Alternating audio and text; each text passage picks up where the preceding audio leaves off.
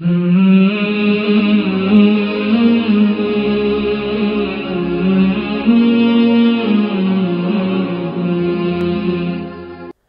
باللہ من الشیطان الرجیم، بسم اللہ الرحمن الرحیم، الحمدللہ رب العالمین، وصلی اللہ علی رسولہ الکریم وعلی اہل بیتہ الطیبین الطاہرین۔ بارگاہ رب العزت میں اس کے بے پایاں کرم کے احساس سے سرشار، وظیفہ شکر کی ادائیگی سے عاجز و درماندہ، اور اپنے عجز و قصور کے اعتراف کے ساتھ ساتھ درود و سلام کے تمام تر پاکیزہ والی اسلوب ذات مصطفیٰ وآل مصطفیٰ کے حضور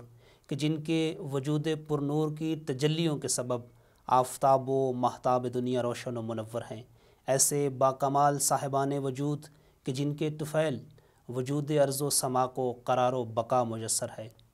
اور ایسی سجدہ گزار ہستیاں کہ جن کی معرفت کے فیض ملائکہ کو شعور بندگی ملتا ہے۔ تاریخ بشریت میں ایک ہی گھرانہ ایسا ہے کہ جس کی دہلیز کو یہ کمال عظمت حاصل رہا کہ جس پہ جھکنے والے ابوذر و قمبر اور سلیمان و مقداد نظر آتے ہیں، اور آج بھی انہی کی چوکھٹ زمانے میں خیرات علم و معرفت بانٹ رہی ہے۔ مشیت کی وہ صدا کہ جو پیغمبروں کے ذریعے قافلہ نوع بشر کے افراد کی سماعتوں پر مسلسل دستک دے کر انہیں وادی عمل میں اترنے کی دعوت دیتی رہی کہ سلسلہ نبوت میں جس کا آغاز ابو البشر حضرت آدم سے اور اختتام سید کونین پر ہوا،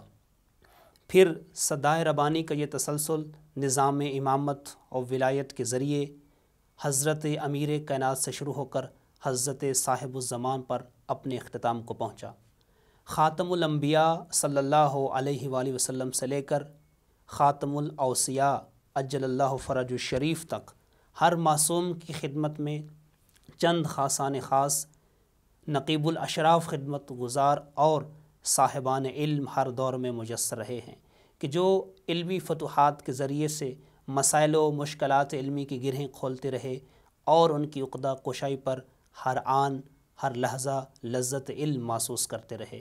ایسی نقیب الاشراف خدمت، ایسی نابغہ روز شخصیات کہ جن کی پوری زندگی خدمت امام و دین مصطفیٰ اور شیان جہان کے مسائل کو سلجھانے میں گزری۔ 8 ربیع الاول 260 ہجری حضرت امام حسن عسکری علیہ السلام کی شہادت جیسا دل سوز و دل خراش واقعہ رونما ہوا،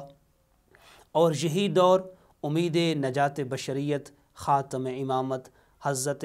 صاحب الزمان کی امامت اور غیبت کے آغاز کا زمانہ تھا کہ جو بعد میں 2 حصوں پر تقسیم ہوا، غیبت صغریٰ اور غیبت کبریٰ۔ 260 ہجری سے 329 ہجری تک امام عالی مقام ظاہری طور پر عام لوگوں کی نظروں سے اوجھل رہے،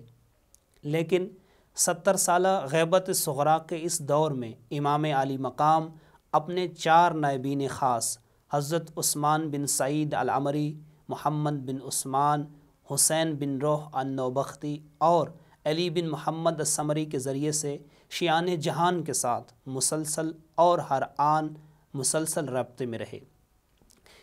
یہ نائبین خاص یا نواب اربع وہ صاحبان فضل اور صاحبان معرفت کردار تھے کہ لوگ اپنے مسائل ان تک پیش کیا کرتے تھے، اور پھر یہ ان مسائل کو امام کی خدمت میں عرض کیا کرتے تھے، اور امام سے ان مسائل کا حل لے کر دوبارہ لوگوں تک پہنچایا کرتے تھے۔ آج کی گفتگو کا محور و مرکز دوسرے نائب امام محمد بن عثمان کہ جو نائب اول کے فرزند باکمال تھے، کہ جن کی صداقت کی سند امام حسن عسکری اپنی زندگی میں جاری فرما گئے تھے۔ کیا فرمایا العمری وابنہ ثقتان وان ابنہ محمدا وقیل ابنی مہدیکم۔ امام نے فرمایا محمد بن عثمان اور ان کے والد گرامی دونوں ثقہ ہیں، اور بے شک محمد بن عثمان میرے بیٹے اور تمہارے مہدی کے وکیل ہوں گے، یہ امام علی مقام نے فرمایا۔ احساس مسئولیت سے سرشار، زندہ و تابندہ فطرت رکھنے والے محمد بن عثمان تاریخ بشریت کے وہ خوشبخت انسان تھے کہ جن کی پوری زندگی مجموعہ کمالات تھی، ان کا علم، زہد و تقوی، عبادت و شجاعت، فداکاری، ایثار و قربانی، اور سب سے بڑا کام کہ جو ان کی شخصیت کی تعمیر کے لیے حرف آخر سمجھا گیا وہ تھا اطاعت امام زماں، صاحب الزماں کی اطاعت، اور اس اطاعت کی بلندی نے ان کی شخصیت کو دنیا انسانیت کے لیے بطور رول ماڈل پیش کیا۔ حضرت صاحب الزماں کا وہ تعزیتی خط کہ جو انہوں نے دوسرے نائب کو، عثمان بن سعید کے جو بیٹے فرزند تھے محمد بن عثمان، ان کو جو لکھا، اس تحریر کا پورا متن اور اس کا ایک ایک کلمہ محمد بن عثمان کی شخصیت اور ان کے کردار پر دلیل محکم ثابت ہوتا ہے۔ کیا الفاظ تھے؟ امام علی مقام نے کیا فرمایا؟ بسم اللہ الرحمن الرحیم، انا للہ و انا الیہ راجعون، تسلیما لامرہ ورضا بقضائہ، عاش ابوک سعیدا ومات حمیدا، فرحمہ اللہ والحقہ باولیائہ وموالیہ علیہم السلام، فلم یزل مجتہدا ساعیا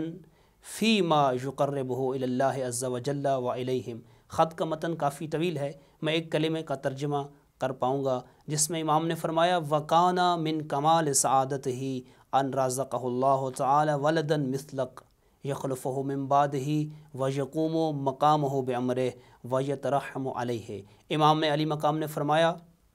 کہ آپ کے والد گرامی کی سعادت مندی کا عروج و کمال یہ تھا کہ اللہ نے ان کو آپ جیسا فرزند عظیم عطا فرمایا کہ جو ان کے بعد ان کا سچا جانشین، قائم مقام اور ان کے لیے دعائے مغفرت و رحمت کرنے والا ہوگا۔ امام علی مقام کے اس فرمان عظیم کے عین مطابق ایسا ہی ہوا کہ وہ پیغام کہ جو انسانیت کی فلاح و سعادت کے لیے لوح محفوظ سے قلب مصطفیٰ پر اتارا گیا تھا، اور جس پیغام کے امین عام حضرت صاحب الزمان قرار پائے تھے، اس پیغام کو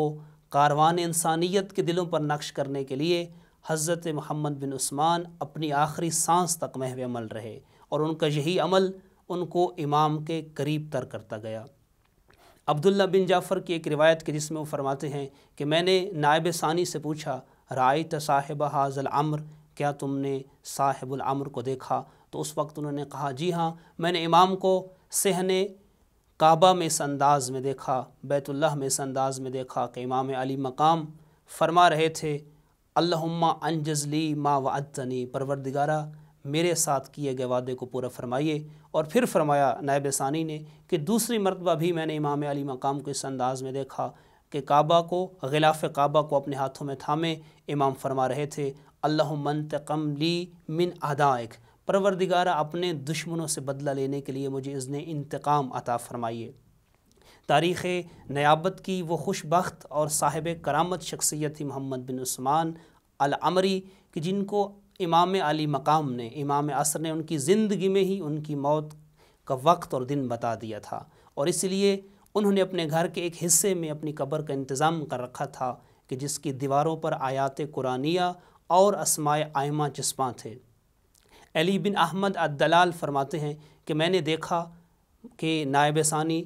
اپنے گھر پر تشریف فرما تھے وَيَكْتُبُ شَيْئًا عَلَىٰ قَطْعَةٍ مِّن خَشَبٍ، لکڑی کے ایک ٹکڑے پر کچھ تحریر فرما رہے تھے۔ فَسَأَلْتُهُ مَاذَا تَكْتُبُ یا محمد، میں نے سوال کیا محمد کیا تحریر فرما رہے ہیں؟ تو فرمایا اکتب بعض آیات القرآنیہ علی هذه الخشبۃ لأضعها فی قبری، کہا میں